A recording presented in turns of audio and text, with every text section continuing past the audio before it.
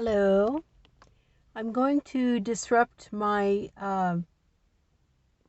series of my trip from Washington through all the states that I went through back to Washington to address the current issue of the school shooting where 19 people, I believe, were killed, mostly students and some teachers.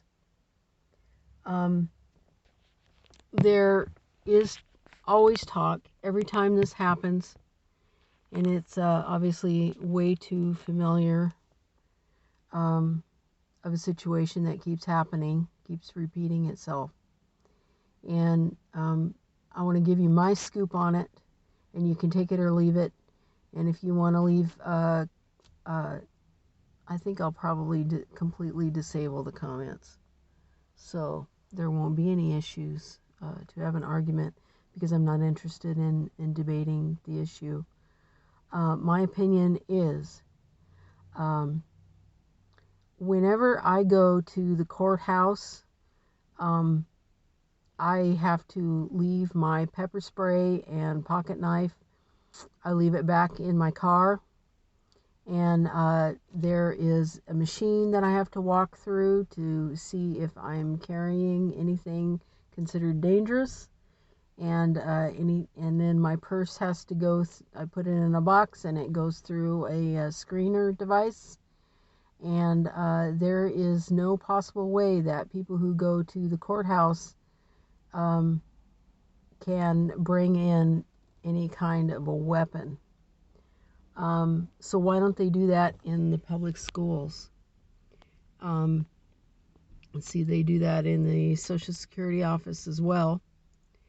Um, so I was discussing with someone, why don't they close all of the doors in the public schools and in one entrance only have security, an armed guard, and then device that will be triggered if anyone coming into the school is carrying anything.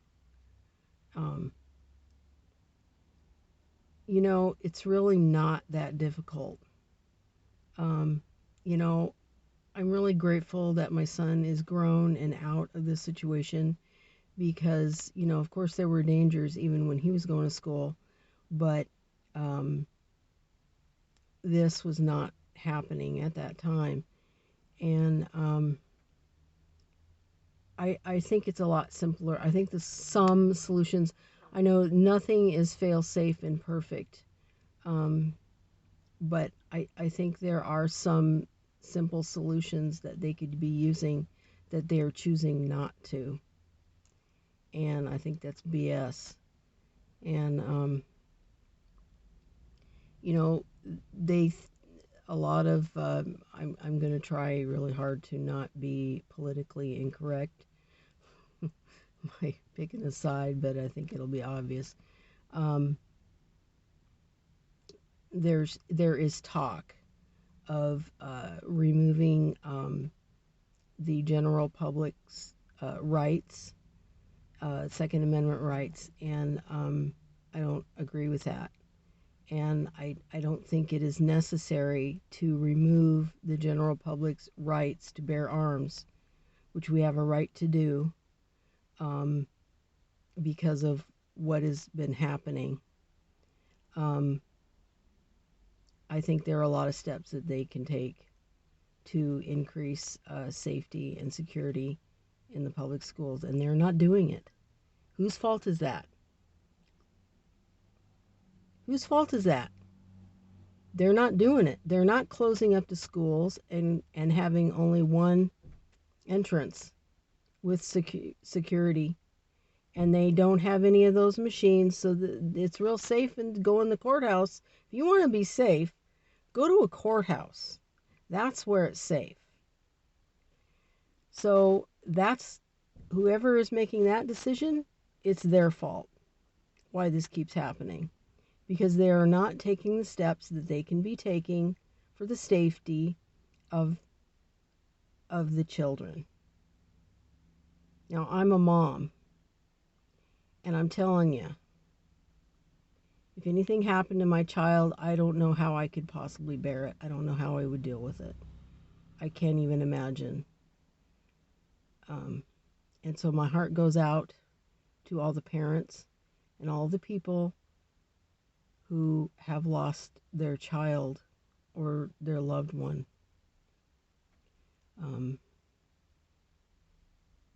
So I wish the politicians and all the people who talk big about taking away our rights and get your head out of your backside, and why don't you start bumping up the security in the public schools and try and do everything you possibly can to prevent this from continuing to happen. Bump up that security and get that machine out and go bring it in the public school and get it together and quit acting like an idiot, talking big, talking tough, and trying to take away our rights, the public citizens' rights.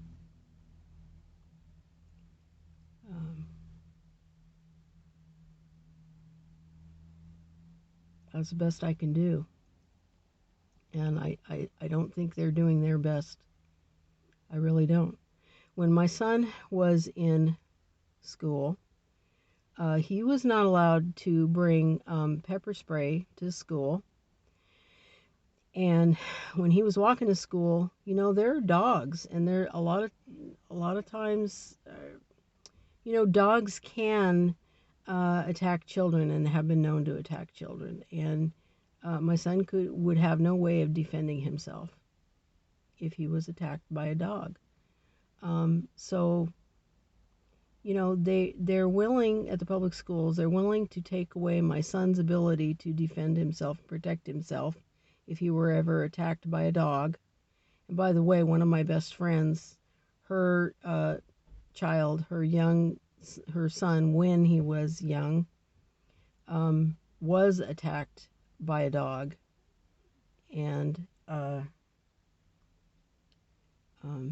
he was very blessed to have lived through it.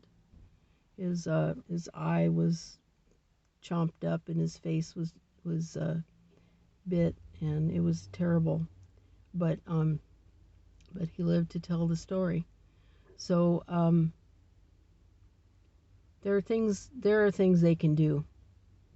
So don't let them fool you and say, oh, we have to take away people's rights to bear arms. That's BS. No, you don't. Get your head out of your butt and start beefing up the security in the schools. That's all I got to say. God bless.